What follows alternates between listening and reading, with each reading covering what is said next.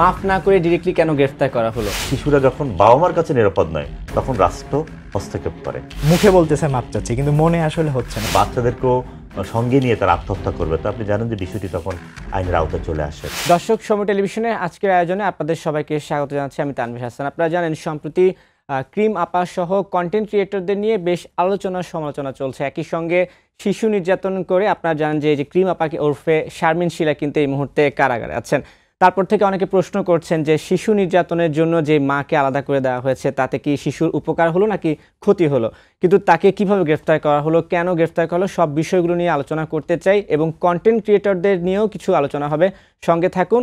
এবং আজকে এই আলোচনায় আমার সঙ্গে আছেন বাংলাদেশ শিশু সুরক্ষায় চাইল্ড কেয়ারের ব্যবস্থাপক চৌধুরী মোহাম্মদ মোহাইমেন এবং তার পাশেই আছে একাই 100 সংগঠনের প্রতিষ্ঠাতা সদস্য সাদাত রহমান। তাদের সঙ্গে কথা বলবো, সঙ্গে থাকুন। শুরুতে জানতে চাই কেমন আছেন আপনারা? জি, আলহামদুলিল্লাহ ভালো আছি।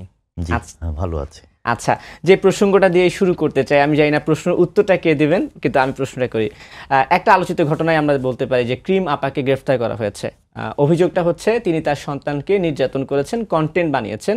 এই অভিযোগে আসলে ফুল প্রসেসিং, মূল গল্পটা কি ছিল, কেন তাকে গ্রেফতার করা হলো এবং কিভাবে কি হলো, এই বিষয়টা কে একটু বলবেন আমাদেরকে? আমার মনে হয় যে দুইজনই বলতে পারি। সেটা হচ্ছে যে আমাদের কাছে যখন এই জিনিসটা আমাদের পেজে আসে, একাই 100 পেজে, তখন আমরা হচ্ছে সব ভিডিওগুলো দেখি এবং আমাদের কাছে মনে হয়েছে যেটা খুব মারাত্মক লেভেলের একটা শিশু নির্যাতন। তো যেহেতু 1098 ন্যাশনাল চাইল্ড হেল্পলাইন শিশুদের জন্য কাজ করে সরকারের পক্ষ থেকে, তখন আমরা মোহাইমিন ভাইয়ের সাথে যোগাযোগ করি, কারণ ওনারা এই বিষয়গুলো নিয়ে কাজ করে। তো পরবর্তীতে জানতে পারি যে এই ইস্যুটা নিয়ে আরও 6 মাস আগে থেকেই আসলে দেখা যাচ্ছে 1098 কাজ করছে। ক্রিম আপাকে অনেকবার বোঝানোর চেষ্টা করা হয়েছে, তার নামে থানাতে অভিযোগও হয়েছে একাধিকবার। আপনারা পদক্ষেপ নেওয়ার আগেও 1098 থেকে আসলে এটা নিয়ে কাজ করা হচ্ছিল। তাহলে মোহাইমেন ভাই, আমি আপনার কাছ থেকে জানতে চাই কবে থেকে কি হলো এই বিষয়টা? অ্যাকচুয়ালি তো আপনি জানেন যে 1098 চাইল্ড হেল্পলাইনটা এটা আমাদের 24 আওয়ার্স একটা সার্ভিস। এখানে 1098 যে নাম্বারটি, এটা একটা টোল ফ্রি নাম্বার। এখানে যে কোনো ব্যক্তি দিবসে রাতে যে কোনো সময় এখানে ফোন করে কমপ্লেন করতে পারে। তারই ধারাবাহিকতায় আমরা যখন একটা কমপ্লেন পাই সম্ভবত সেপ্টেম্বরের 3 তারিখে, 2024 সেপ্টেম্বরের 3 তারিখে, সেই ভিত্তিতে আমাদের, আপনি জানেন যে আমরা এই সার্ভিস যখন কোনো কমপ্লেন পাই তার ভিত্তিতে আমাদের প্রত্যেকটা জায়গায় আমাদের সমাজসেবার যে উইংগুলো রয়েছে, চাইল্ড প্রোটেকশন সোশ্যাল ওয়ার্কার রয়েছেন, এমন সমাজসেবা অফিসার রয়েছেন, সংশ্লিষ্ট সমাজসেবা অফিসারের সাথে আমরা বিষয়টি নিয়ে কথা বলি। তিনি তখন সরজমিনে আমাদের চাইল্ড প্রোটেকশন সমাজকর্মীকে পাঠান এবং তিনিও কথা বলেন এবং তাকে তিনি প্রাথমিকভাবে, যেহেতু ফার্স্ট অফেন্ডার হিসাবে বিষয়টা আমরা এভাবে দেখি, সে কারণে আমাদের কাউন্সিলিংয়ের আওতায় ওনাকে নেওয়া হয়। ইভেন পাশাপাশি আমরা চাইল্ড হেল্পলাইনে যে সাইকোসোশিয়াল কাউন্সিলর রয়েছেন তাকে ইনডেপথ কাউন্সিলিং করে। এমন একটা পর্যায়ে আমরা দেখতেও পাই যে সেপ্টেম্বর, অক্টোবর, নভেম্বরের, ডিসেম্বর এই সময়টা ওই রকম করে সে কিন্তু আবার কিছুটা কম করছিল, যে তার শিশুকে একদম ওই যে অ্যাবিউজিং অবস্থায় রেখে যে কন্টেন্ট ডেভেলপ করছিল সেটার কিছুটা হ্রাস পেয়েছে। কিন্তু এই পরবর্তী পর্যায়ে দেখা যায় সে আবারও সে পূর্বের অবস্থায় ফিরে আসে, যেটা আমরা এপ্রিলে গিয়ে আমরা ফাইনালি দেখলাম যে খুবই তুঙ্গে। এমন একটা পর্যায়ে এই বিষয়টি সামাজিকভাবেও আপনি জানেন যে সাদাতের যে সংগঠন একাই 100, তারাও এই বিষয়টা খুব সরব হয়েছে। এবং পাশাপাশি আপনি জানেন যখন তারা একদমই লাইভে এসে তারা স্টেটমেন্ট দিল, তারা সপরিবারে অর্থাৎ বাচ্চাদেরকেও সঙ্গে নিয়ে তারা আত্মহত্যা করবে, তো আপনি জানেন যে বিষয়টি তখন আইনের আওতায় চলে আসে এবং তার বিরুদ্ধে একটা মামলাও হয়। সে মামলার ভিত্তিতে পরবর্তী পর্যায়ে তাকে গ্রেপ্তার করে। আমরা দেখি যে তিনি মাপ চেয়েছেন, যেটা উনি সুইসাইডের কথা বলছেন সেটা কিন্তু গ্রেফতার আগের দিনের রাতের ঘটনা। কিন্তু তার আগে আমরা দেখেছি তিনি ধারাবাহিকভাবে কিছু ভিডিও ছেড়েছিলেন যে আমি মাপ চাই, আমি আর কখনো করব না। তো সেক্ষেত্রে আমি একটু, যারা অডিয়েন্স আছে বা সোশ্যাল মিডিয়ায় আছে, অনেকে কমেন্টস দেখেছে, অনেকে বলছে যে তাকে তো চাইলেও মাফ করা যেত বা সতর্ক করে ছেড়ে দেওয়া যেত, মাফ না করে ডিরেক্টলি কেন গ্রেফতার করা হলো? দেখুন, রাষ্ট্রের কাজ নয় যে কেউ কোনো অপরাধ করলে সাথে সাথে তাকে গ্রেপ্তার করে আইনের আওতায় নিয়ে আসা। রাষ্ট্রের প্রথম কাজ, বিশেষ করে সমাজ সেবা অধিদপ্তরের আওতায় আমরা সমাজের মানুষের মানবীয় যে সম্পর্কের স্খলন ঘটে ওই জায়গাটার উন্নয়নের জন্য আমরা প্রথমে কাজ করে থাকি। কিন্তু দেখুন, যখন একদমই শিশু সুরক্ষা ব্যাহত হয়, একদম চরম পর্যায়ে যায়, তখন কিন্তু আর তখন আইনের আওতায় আনা ছাড়ার কোনো সুযোগ থাকে না। এখন আপনি একটা প্রশ্ন করেছেন যে এই ক্ষেত্রে শিশুর কি হবে। আপনি দেখুন যে শিশুর সর্বোত্তম স্বার্থের কথা বলা আছে, শিশু আইনে বলা আছে, আন্তর্জাতিক যে শিশু অধিকার সনদ বলা আছে সেখানে কিন্তু সুস্পষ্ট বলা আছে, যখন শিশুর সর্বোত্তম স্বার্থ ব্যাহত হবে প্রয়োজনে শিশুকে তাৎক্ষণিক তার বাবা মার কাছ থেকেও তাকে আলাদা করতে হতে পারে, করা হয়, এটা আইনে সুস্পষ্ট বলা আছে। শিশুরা তার বাবা মার কাছেই সুরক্ষিত এবং তারা নিরাপদ, এটাই স্বাভাবিক। তো কখনো কখনো আমরা দেখতে পাই শিশুরা যখন বাবা মার কাছে নিরাপদ নয় তখন রাষ্ট্র হস্তক্ষেপ করে। যেহেতু একাই 100 সংগঠনটাই ফেসবুকে পোস্ট দিয়েছে, অনেকে একাই 100 সংগঠনটাকেই ফলো করছে, এর পেছনে যে আসলে সমাজসেবা অধিদপ্তরের একটা কার্যক্রম আছে অনেকটা আসলে এটা চাপা পড়ে গেছে। কিন্তু অনেকে বলছে যে বাচ্চাটা জিম মনে হয় ওর নাম, রাইট, বয়স 15 মাস, হ্যাঁ, তো বলছে যে শিশু নির্যাতনের দায়ে ক্রিম আপা বা শারমিন শিলা এই মুহূর্তে কারাগারে আছে, তাকে তো এখন মা থেকে আলাদা করে দেওয়া হলো। তাহলে এই শিশুর পরিচর্যার ব্যাপারে এখন আপনারা কি ধরনের পদক্ষেপ নিচ্ছেন, বা আপনারা কি এখন এই শিশুটিকে কি মায়ের আদর থেকে বঞ্চিত করছেন কিনা, সেই ধরনের একটা অভিযোগ কিন্তু আপনাদের ব্যাপারে এসেছে, কি বলবেন? ধন্যবাদ। আসলে প্রথমে হয় কি যে মানুষজন সবাই তো ফেসবুক ব্যবহার করতেছে, সকলের কিন্তু আইনগত বিষয়ে অত বেশি মানুষজন সচেতন না।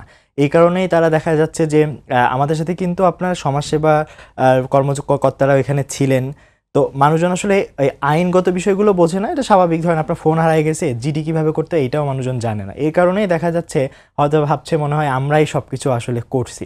তো এখন আমাদের কাজটা কি যে আমরা তো আসলে শিশু সুরক্ষায় অনেকগুলো কাজ করছি, একা 100-র বাইরেও আমি অনেকগুলো কাজ করি। তো যখন আমরা দেখলাম যে একজন মা বলছে তার সন্তানকে বলছে তোর সুইসাইড কর, এবং তার একটা ভিডিও কিন্তু না, একাধিক ভিডিওতেই দেখা গিয়েছে বাচ্চাদেরকে সে জোর করে কথা শেখাচ্ছে, নির্যাতন করতেছে, বিভিন্ন জোর জোর করে ভিডিও, ঘুমের ভিতরে ভিডিও বানাচ্ছে, তো সেই মারধর করছে। তো সেই জায়গা থেকেই কিন্তু এবং আমাদের কাছেও কিন্তু প্রচুর পরিমাণ মেসেজ আসছিল, কমেন্ট আসতেছিল যে আপনারা এখনো কেন কিছু করছেন না, করেন। তো যখন আমরা দেখলাম যে প্রায় সময়, গতকালকেও কিন্তু মাদারীপুরে এক মা তার সন্তানকে হত্যা করছে, পরবর্তীতে পুলিশ আটক করছে পরকীয়ার কারণে। তো আমরা এটা চাই, আমরা ভাবছিলাম যে যেহেতু একটা থ্রেট ওপেনলি দিয়েছে এবং তার মা এই ধরনের থ্রেট দিয়েছে, তো এমার্জেন্সি রেস্কিউ করা দরকার। সেই জায়গা থেকে আমরা পদক্ষেপ নিয়েছি। এখন তার সন্তানের যে বিষয়টা রয়েছে, শুধুমাত্র তার ছোট সন্তান তাও না, তার যে বড় সন্তান কাউসার রয়েছে, আমরা দুইজনকে নিয়েই ভাবছি, কারণ তারা দুইজনই ছোট। কাউসারকে আপনারা জানেন যে হাফেজ নাজমুস সাকিব পড়াশোনার দায়িত্ব নিয়েছে, কারণ ক্রিম আপার তার একটা স্বপ্ন ছিল তার সন্তানকে হাফেজ বানানোর। তো সেই জায়গা থেকে এখন কিন্তু সে যে মাদ্রাসায় পড়ে বা আশেপাশের যে মানুষগুলো আছে, সোসাইটি, তারা কিন্তু বিভিন্নভাবে বুলিং করবে, এবং এটা কিন্তু তার পড়াশোনার ক্ষেত্রে অনেক ক্ষতি হবে। তো সেই জায়গা থেকে হাফেজ নাজমুস সাকিব তার মাদ্রাসায় বিনামূল্যে স্কলারশিপ দিয়ে পড়াশোনার দায়িত্ব নিতে চেয়েছে। আর জিমের বিষয়ে আমরা চাচ্ছি যে যদি সরকারের পক্ষ থেকে অথবা বড় কোনো ব্যক্তিদের পক্ষ থেকে কোনো একটা ফান্ড ইন ফিউচারে সে যাতে আসলে ভালো পড়াশোনা করতে পারে, এক্সট্রা কারিকুলাম অ্যাক্টিভিটির সুযোগ নিতে পারে, ইভেন দেশের বাইরেও যেন পড়াশোনা করে অনেক বড় কিছু হতে পারে, যদি কোনো একটা ছোটোখাটো ফান্ড যদি বরাদ্দ করা যায় শিশুটার জন্য, আমার মনে হয় ভালো হয়। কারণ মানুষজন কমেন্ট করছে, এখন কমেন্ট থেকে আমার মনে হয় এখন কেয়ারটা বেশি দরকার। আচ্ছা, এখানে আমি একটু এই প্রশ্ন মাথায় ঘুরছিল মুহাইমিন ভাই, আমি বলছিলাম যে যেহেতু ক্রিম আপার বিরুদ্ধে মামলা হয়েছে, জেলেও আছেন, যে ধারাগুলোয় মামলা হয়েছে, এই মামলার যদি ফলাফল আসে সেক্ষেত্রে ওনার ফলাফলটা বা মামলার রায়ে কি ধরনের শাস্তি হতে পারে? আমি একটা কথা আপনার মাধ্যমে অন্যদেরকেও জানাতে চাই, যারা দর্শকরা শুনছেন বা শ্রোতারা শুনছেন। মামলা দেওয়া হয়েছে, কিন্তু আমরা এখনো আশা করি যে ইচ্ছা করলে প্রবেশনের মাধ্যমে ওনাকে এখনো জামিন দিতে পারে। প্রবেশনটা হলো এমন তাকে কারেকশন করা। আসলে একটা মানুষকে তো জেলে দিয়ে তাকে কারেকশন করা নয়, আমরা বরাবরই চাই একটা মানুষ কিন্তু সংশোধিত হবেন।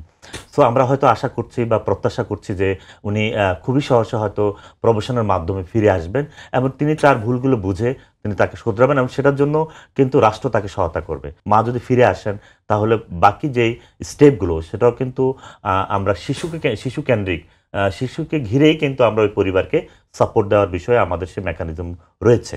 আরও অনেকেরই কিন্তু এরকম বিষয়গুলো রয়েছে। ইতিমধ্যে অনেকেই কিন্তু গ্রেপ্তার হয়েছেন, তারা আবার প্রবেশনে এসেছেন, তারা আবার সংশোধিত হচ্ছেন, অথবা কাউকে গ্রেপ্তার না করে তাদেরকে কাউন্সিলিংয়ের আওতায় নিয়ে এসে কিন্তু তাদেরকে সংশোধন করা হচ্ছে।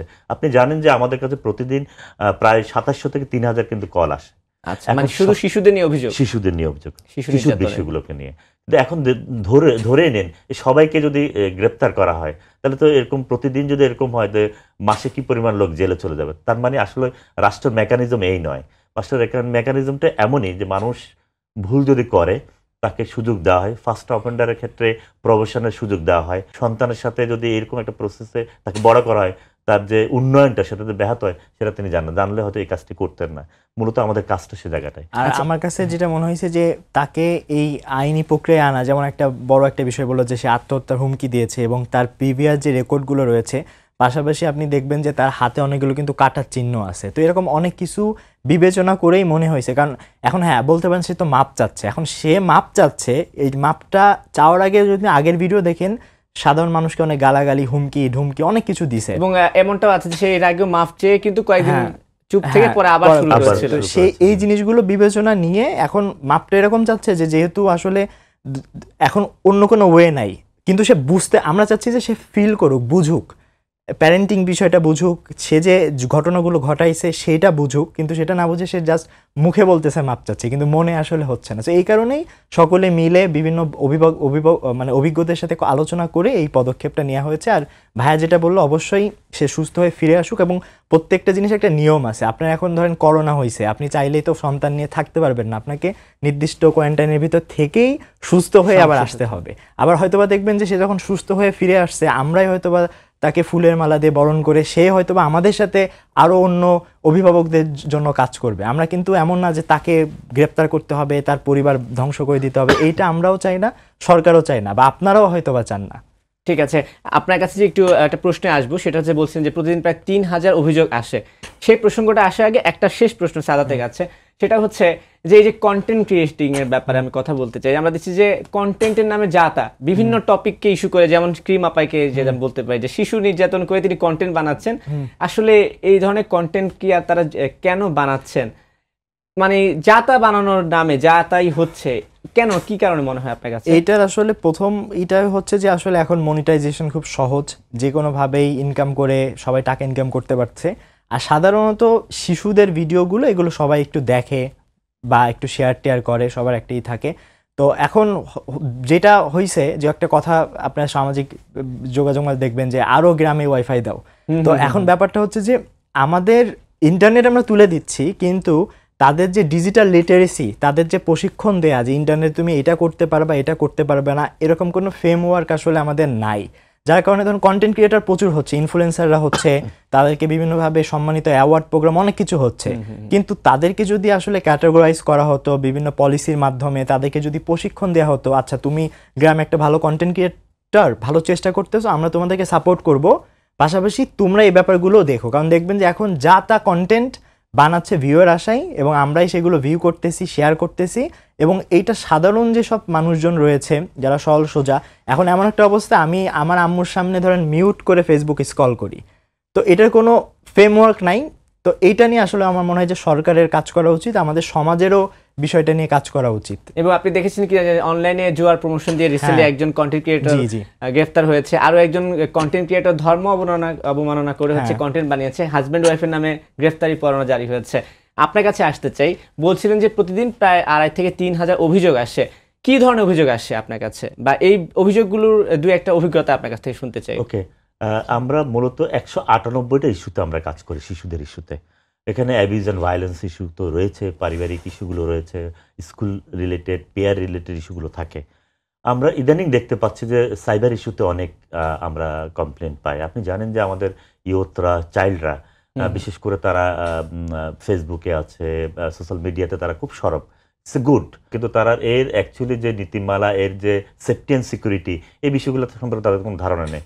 আমরা যেমন আমি গত সপ্তাহের একটা কেসের কথা বলতে পারি, একটা মেয়ে শিশু মাত্র তার সাথে সে টিকটক করে, আরেকটা টিকটকারের সাথে তার সম্পর্ক পরিচয় হয়, উইদিন 7 ডেজের মধ্যে গ্লুমিং হয়ে সে তাকে নিয়ে পালিয়ে গেল। যখনই আমরা এই মেসেজটি পেলাম, আমরা পুলিশের সহায়তায় তাকে তার পরের দিনই তাকে বগুড়া থেকে আমরা তাকে কি বলবো উদ্ধার করতে সক্ষম হই, এবং আমরা উদ্ধার করে কিন্তু ওখানে ক্ষান্ত না, আমাদের প্রক্রিয়াটা একটু হলিস্টিক, এবং ওই শিশুটাকে আমরা কাউন্সিলিং আওতায় নিয়ে আসি, এবং পরবর্তী পর্যায়ে তার পরবর্তী কি অবস্থা হবে, বর্তমানে সে কিন্তু অলরেডি আবার স্কুল গোয়িং হয়েছে, তাকে আবার স্কুলে সে স্কুলে যাচ্ছে। এই যে কমপ্লেনগুলো আসে নানা ভাবে নানা ধরনের আসে, এই কমপ্লেনের কিছু অংশ হয়তো তাৎক্ষণিক আমাদের তাদেরকে উদ্ধার করতে হচ্ছে, সেই বিষয়টা আমরা করছি। আমাদের যে লোকাল টিম রয়েছে, আপনি জানেন আমাদের সাথে সরাসরি কাজ করছে আমাদের সমস্যা অফিসার, আমাদের সমাজকর্মী, চাইল্ড প্রোটেকশন সমাজকর্মী রয়েছে, এবং আপনি জানেন যে পুলিশ রয়েছে। পুলিশের প্রত্যেকটা, অনেকে মানুষ জানে না কিন্তু প্রত্যেকটা থানায় কিন্তু চাইল্ড অ্যাফেয়ার্স পুলিশ রয়েছেন, শিশুর বিষয়টি দেখার জন্য প্রত্যেকটা থানায় রয়েছে। সো শিশুর বিষয়ে যদি কোনো কিছু বলতে হয়, কোনো সহায়তা নিতে হয়, যখন ওনার সাথে কথা বলবে তারা স্পেসিফিকলি সহায়তা পাবে। এবং তখন ওনার শিশু বিষয়ক যিনি কর্মকর্তা রয়েছেন তার আচরণ কিন্তু একটু ডিফারেন্ট হবে। অ্যাডাল্টদের সাথে যেভাবে ডিল করেন এভাবে সাধারণত করবেন না। 1098 একটা toll free number, round the clock আমরা সার্ভিস দিচ্ছি। যে কেউ শিশুর বিষয়ে আমাদের সাথে কানেক্ট হতে পারে, শিশুরা তো হতেই পারে, শিশুর বিষয়ে বড়রা কানেক্ট হতে পারে। আমরা কিন্তু সাইবার ইস্যুতেও কিন্তু একজন শিশু কিভাবে সে এটা ইউজ করবে সে ব্যাপারেও আমরা তাদেরকে অ্যাওয়ার করি, এবং প্যারেন্টকেও আমরা কিন্তু অ্যাওয়ার করছি। এবং পজিটিভ প্যারেন্টিংয়ের ক্ষেত্রে মা বাবা কীভাবে শিশুদেরকে ডিল করবে সে বিষয়তেও আমরা অ্যাওয়ার করছি। ইচ্ছা করলে আমাদের সাথে কানেক্ট হয়ে এই বিষয়েও কিন্তু কথা বলতে পারে, এই বিষয়ে কাউন্সেলিং সেবা নিতে পারে। আপনি যদি সোশ্যাল মিডিয়া দেখেন যে শিশু পর্নোগ্রাফি তো আছেই, বুলিংয়ের একটা ব্যাপার আছে, প্রচুর পরিমাণে বুলিং করা হয়। যে কোনো একটা ছবি ডাউনলোড করে এটা সেটা বলে ভাইরাল করে দেওয়া হচ্ছে, দেখা যাচ্ছে যে সেই শিশু বা সেই লোকটি এটার সঙ্গে জড়িতই না।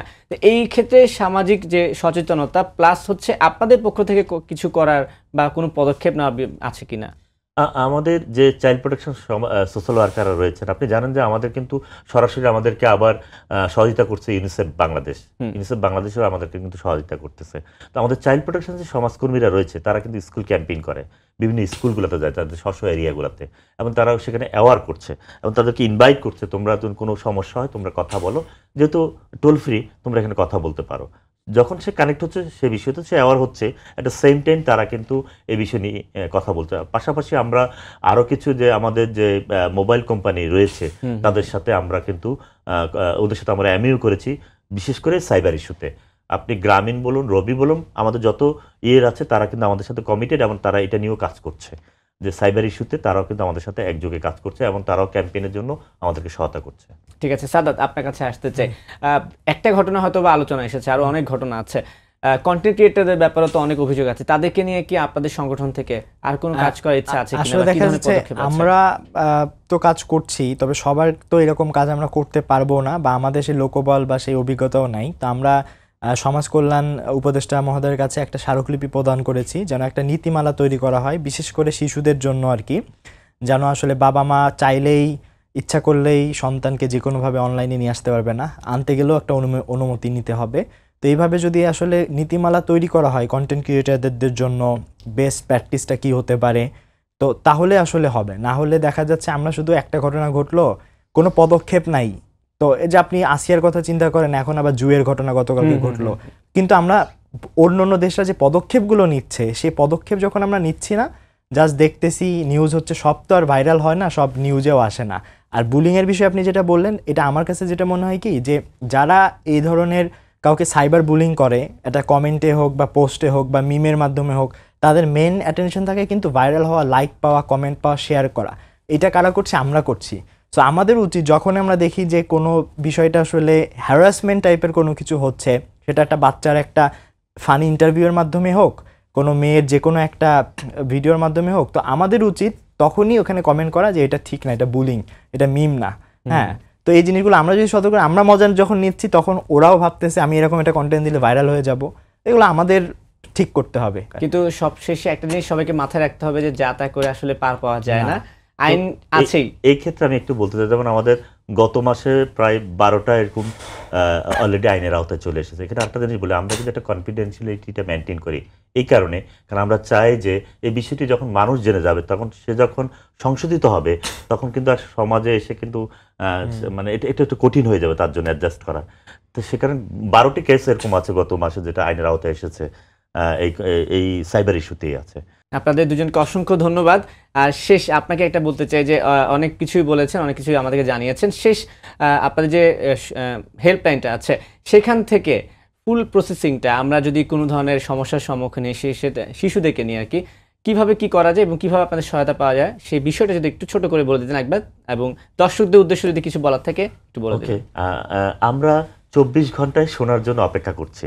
শিশুদের সুরক্ষায় আমাদের যে চাইল্ড হেল্পলাইন 1098, এটা একটা টোল ফ্রি নাম্বার। আপনারা যে কোনো সময় যে কোনো অবস্থায় শিশু অথবা শিশুরের বড়রা আমাদের কাছে ফোন করতে পারেন।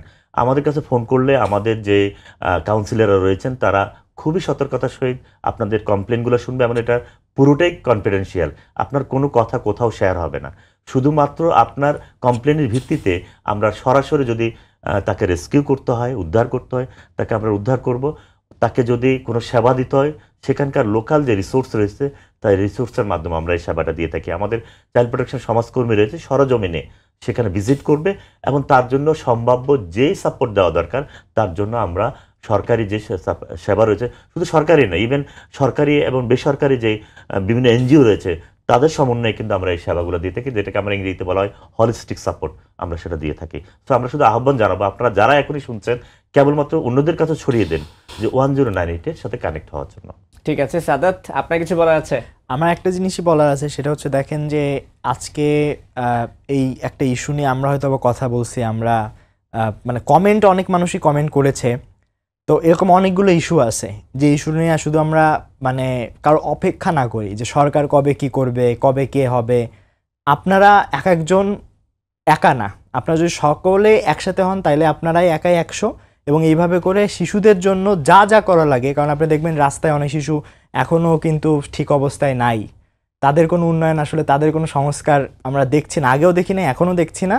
তো এটা যদি আপনি বসে থাকেন যে সরকার কবে করবে, তাইলে এটা হবে না। আপনারা নিজ জায়গা থেকে নাজমুল সাকিব যেরকম আজকে কাউসারের দায়িত্ব নিয়েছে, আপনি আপনার এলাকার একটা পথ শিশুর দায়িত্ব নেন, তাহলেই বাংলাদেশ পরিবর্তন সম্ভব। ঠিক আছে, আপনাদের দুজনকে অসংখ্য ধন্যবাদ। অনেক কথাই বললাম, অনেক কিছুই জানলাম। দর্শক, আজকে এখানেই শেষ করছি। আশা করছি যে আপনারা অনেক কিছু জানতে পেরেছেন। অনেক প্রশ্ন ছিল, বিশেষ করে শিশু সুরক্ষায় কিভাবে সহায়তা নিতে পারবেন সরকারিভাবে, সেই বিষয়গুলো আপনাদের সামনে তুলে ধরার চেষ্টা করেছি। যে যেখানে থাকবেন ভালো থাকবেন এবং সময় টেলিভিশনের সঙ্গে থাকবেন।